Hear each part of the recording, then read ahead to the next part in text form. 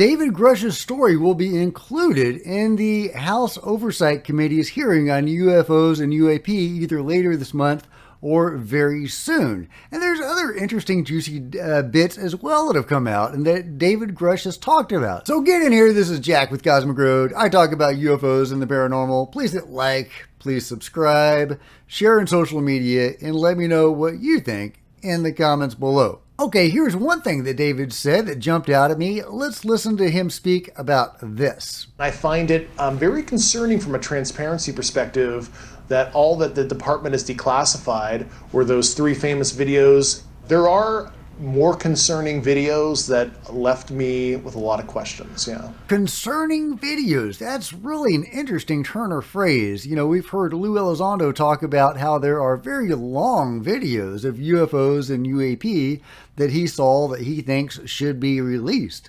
Now, the 3 videos that were released that he and Chris legally smuggled out of the Pentagon, he was probably able to get those out because he was able to pretend they may or may not be UFOs. You know, they were just some objects that needed to be studied and declassified for inter-office sharing, and then he was able to get those out of there, is my understanding of how that was done.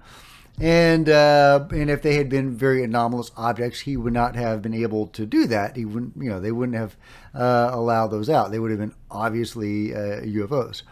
So the really juicy stuff they have been keeping in reserve, but we know they have it. And now David Grusch is saying this as well, corroborating Lou's testimony and adding his own spin on it, that it is concerning. So I'm really interested to know what he means by that. Maybe he'll elaborate more in that in the full interview with Ross Coulthart, which is going to debut on Sunday. So, so I hope Ross asks him a follow-up question about that.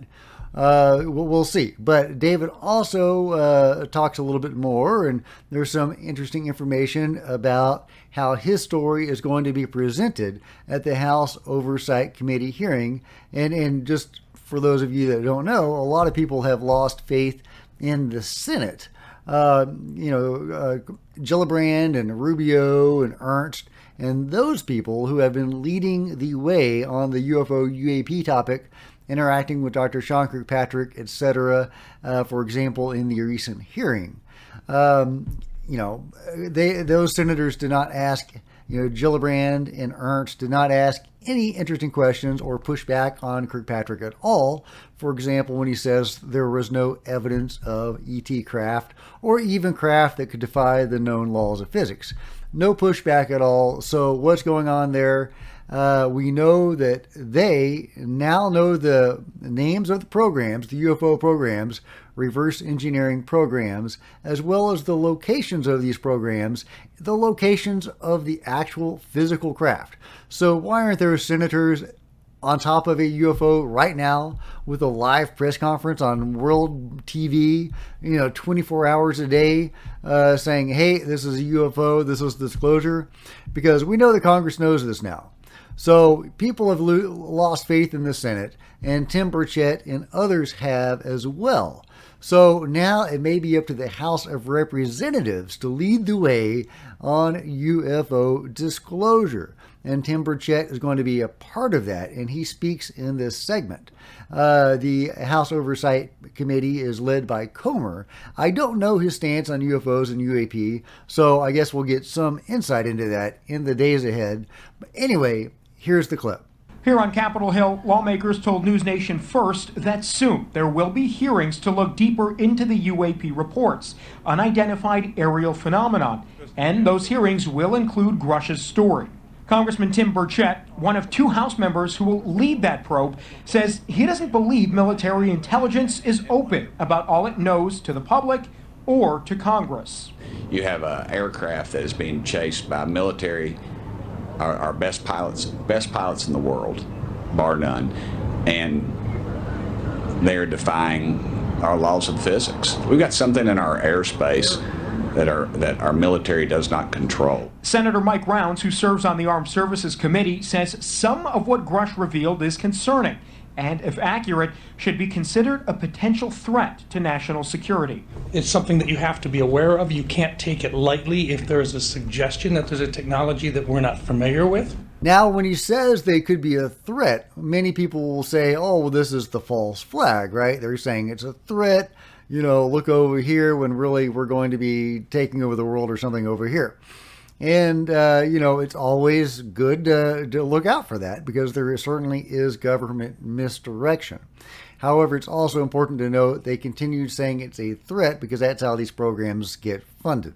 This is with the Defense Intelligence, you know, the DoD, Department of Defense. That's their job. So if it's not a threat, they can't defend us. They can't get those programs funded. That's a very good argument for why these programs should be taken out of the Department of Defense. So they don't have to keep harping on that and looking at the phenomenon in that way. And I wanted to touch on one brief thing. David Grusch said that the phenomenon might be malevolent, or at least that there were malevolent events that led to humans being harmed by UFOs.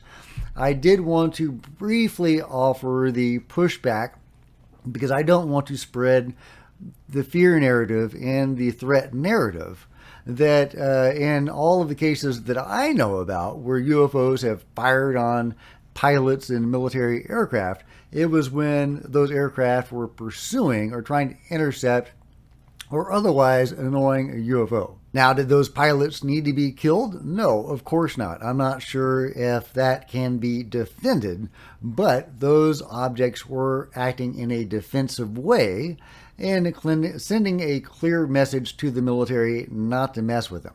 Again, not defending the UFOs shooting people down, but just trying to put that in context. The UFOs surely had more peaceful means to resolve that situation. We've heard numerous accounts, or at least several accounts, of UFOs interacting with pilots and interfering with their equipment. For example, in the Iran case, where the pilot was sent to chase the UFO and he was going to fire on it, and it disabled his firing mechanism. So they have that technology. They don't actually need to shoot people.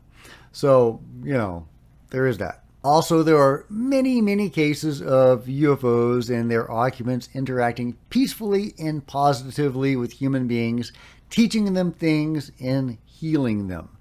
The harm seems to come either by them acting defensively or by humans getting in proximity to these objects when they weren't meant to be. However, there have been some truly terrifying experiences that contactees have had, and some very traumatic events. Oftentimes, those events will morph into positive events later, but I do think that whatever the beings are doing, they could be a little kinder and gentler, and their bedside manner definitely leaves room for improvement. All questions to discuss with the beings when we have open dialogue with them, which is one of the many reasons why we need disclosure and why I'm really hopeful for the House of Representatives pushing this topic forward, and why I love the David Grusch story, because it really is possibly the chink in the armor of the cover-up. This story is huge. It's got legs. Big mainstream news are starting to cover it. Multiple times a day. So this is juicy. This is big. I love it. We need to keep it going. Let's pry open that armor of the cover-up and get to the meat inside. So if you have enjoyed this video, please give it a big thumbs up. I sure would appreciate it. Smash the subscribe button, smash the like button, smash the bell to be notified of future videos. Join me on social media. There's Facebook and Twitter links below in the description. Please check that out and join me there. I would love to see you on social media. And if you could share this video on social media, that would be super groovy. And there's plenty of other videos for you to check out on the channel. And until next time, this is Jack with Cosmic Road signing out.